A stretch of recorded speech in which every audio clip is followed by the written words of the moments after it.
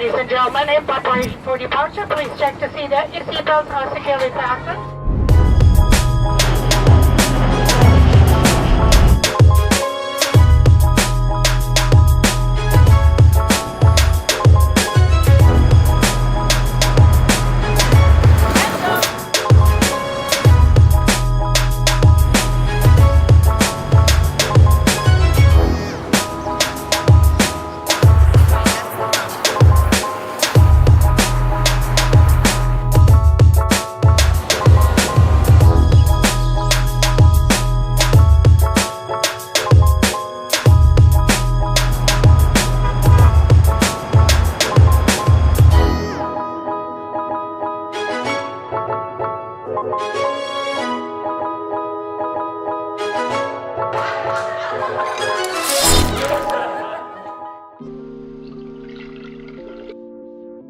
I work for an IT company and I do solution selling. Nice. So anywhere from their licensing, infrastructure, data center, I provide all the solutions they need to grow their business. Actor model, and I also am a visual sales manager. So over 2 stores, and so that's pretty much my on-the-side work from acting. So I also work for a dealership in the corporate world. Just upgrading customers from an older model into something newer, convincing them to make that jump, you know. Yeah. I am a network designer. I work for an engineering firm. What we do is design fiber optic cable to cell towers.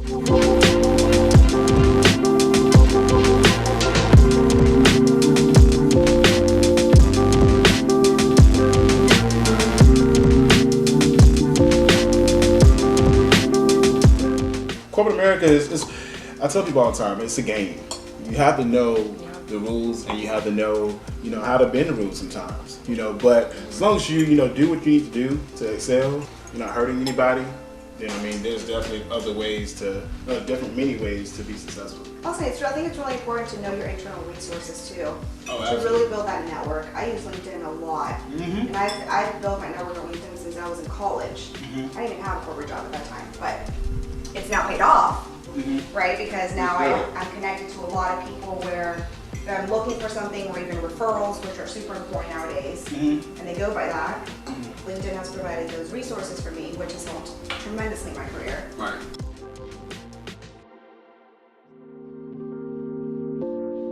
All right, so we are on the segment of Pimp Dinnersations where we're going to talk about the topics that you all suggested we talk about. So, shake it up.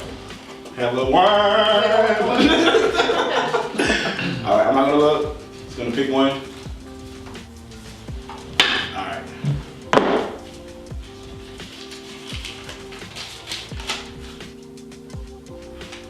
What advice would you give your children or future generations about being successful in their lives? Heavy. It is heavy. Heavy. Heavy. Well, Heavy. no children. Yeah. Who has children? Not me. No children. I would say honestly follow their passions. A lot of the times when you're parenting, you just, let's say you're a doctor or you're a lawyer, you really want your kid to go the direction that you went through, right? And just be able to pass that generation. But I think that where people execute the most is whenever they actually follow their core passions, because one, they're happy, and two, they have the passion behind it, which that you eventually will lose that passion if you don't have it. Yeah. So that's what the advice that I would give my children is, hey, whatever sparks your boat. Yeah. I think in the past, I want you to talk too. I think in the past that, especially with people that were born in the 80s and the 90s and even older, your parents always wanted you to do what they thought was best for you. Exactly. Right? Whereas now it's like, okay, wait, focus on the child. Because a lot of the, especially a lot of millennials that are in the workforce, it's all about value. Is this job something that is of value for me? Exactly. Than just me getting a paycheck. I get a paycheck anywhere else. Well, they're looking for talent. Yeah. And behind that talent needs to be passion. Needs to be passion. And behind that, yeah, you're right. And then you know your purpose when you know your passion. So it's like it all works hand in hand. But yeah, what are you gonna say, Sydney? I was just going to add to what you were saying. I didn't really have parents who instilled the motivation in me to follow the passions and purposes that I felt within. They were kind of like pushed up to the side.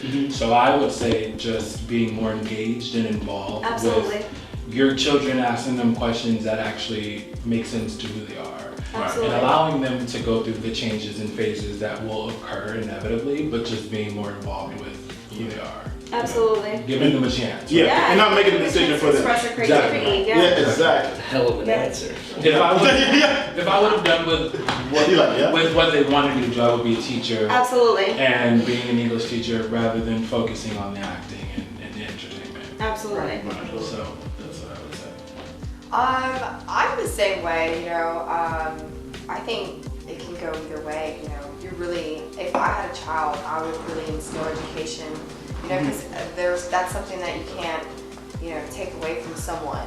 Yeah. And it's really important to educate yourself, and also, you know, go towards your own passions. But you also have musicians that, you know, struggle because they are trying to chase their dream, you know, becoming the next rock star or something. You have that. Yeah, you're saying have something to fall back. Sure. Right, yeah. Absolutely. And I think that's where, like, parents, they really push that, you know. They want you want to see that your child is good. And so I think that that's the platform that they're standing on, is they want that for their child. So I would say that, but also find something that you completely enjoy and love. What are great survival jobs for entrepreneurs/artists? So a lot of people, they need to have like some type of security, right? Some type of job, something that's coming in guaranteed. But then I want to be able to do what my passion is on the side. And some people, they just want to do it on the side and that's it. They don't want to do it as an entrepreneur, or they shouldn't do it as just because of the person, their personality, and their character. So I feel like this is a great question because it'll bring up some conversation. Okay, well, I want to be successful with corporate America, of course, and maybe I already am, but I want to make some other money on the side. You know, doing something I love, like art. Well, the way that I see it is Rome was not built overnight. And you're going to hit the floor a lot of the times when you're first starting a business. I have. I've, you know, ranked up credit cards. I've, you know, had to take risks. I had to quit my corporate job to do and follow my passions. The key is to stay focused, to build your network, continue to build your network, and learn from your past experiences. Because if you can't manage your finances the right way, that's going to continue to happen. Whether that is you have to go and get another job, a second job, or be able to manage your finances well to allow you, right, to continue that path that you're taking. So sometimes it does take, you know, you go from adversity. Sometimes it does take for you to fall down and be like, oh my God, I'm broke. But then you have two options. You have the option to continue to do what you want to do, except differently, or the option to take another route. So I think that with, you know, a side hustle or doing whatever you want to do as far as a self, you know, just an entrepreneur or whatever, it takes a lot of dedication, a lot of drive, and a lot of patience. A lot of patience. And I would just say, like, so survival jobs. I would say for anybody that's an entrepreneur, as an artist, anything that allows you to be flexible. Anything. Flexible. Anything. But it also has to be where it doesn't take up too much of your time. Where it can be a survival job where it's like, okay, maybe I can do a few hours here, there, bartend, restaurant industry, work from home if you have some type of IT experience or whatever. But those would be kind of like, I would say ideally survival jobs 100%. While you're trying to like do your own side business or whatever. Promo or anything that can allow you to also meet other people. As long as you're meeting someone can change your life. Exactly. It can be anybody.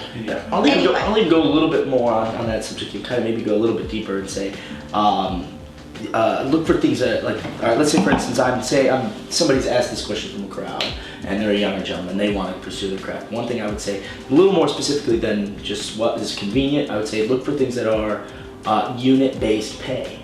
So you get paid for the amount of work that you contribute. So you have the expressed freedom to do what you want to do, love what you do, and in the meantime when you're taking a break, I'm a musician. I don't sit around for 9 hours a day playing music. I don't.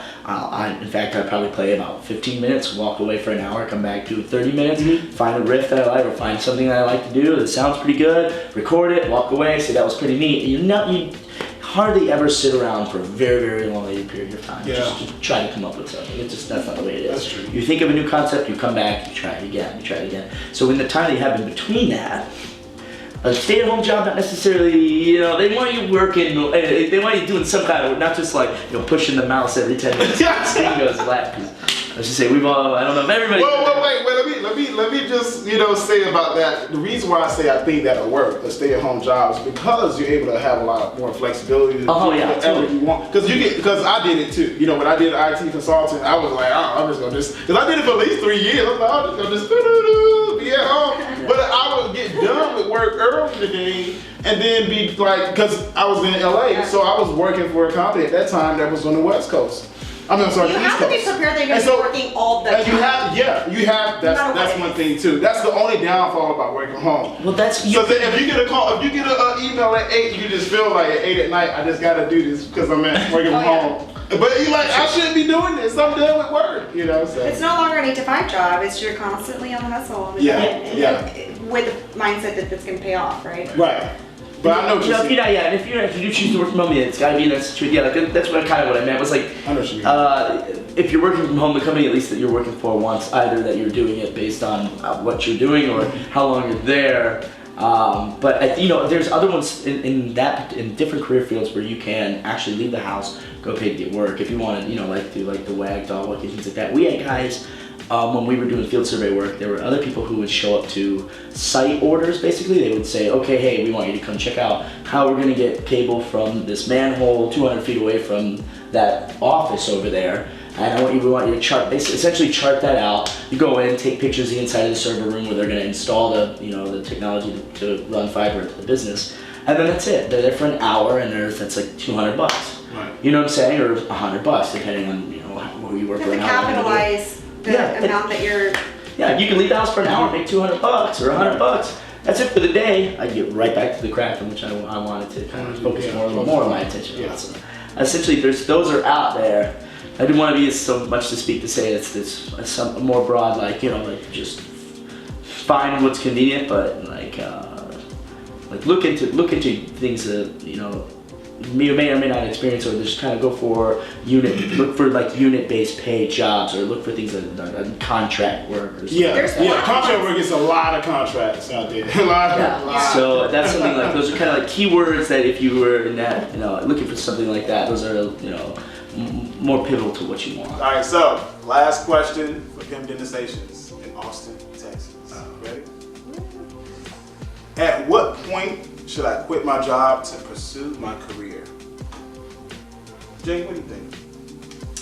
I would say once you have everything lined up to, like, if you're wanting to pursue your own passions, you know, whatever your startup is or whatever you want to do, I guess financially, if you can make that jump, you know, be smart about it and be prepared for, you know, whatever the next life could take you, you know, because anything can happen. So It's true. you have to sustain. So just making sure that you're able to take that next step.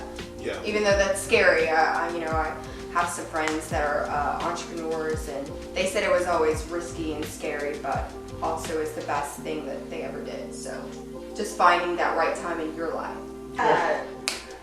And that's a wrap for Pimp Dinnersations here in Austin, Texas, the very first episode. Make sure you stay tuned for more pimped out content. Cheers to pimping forever. Yes, exactly.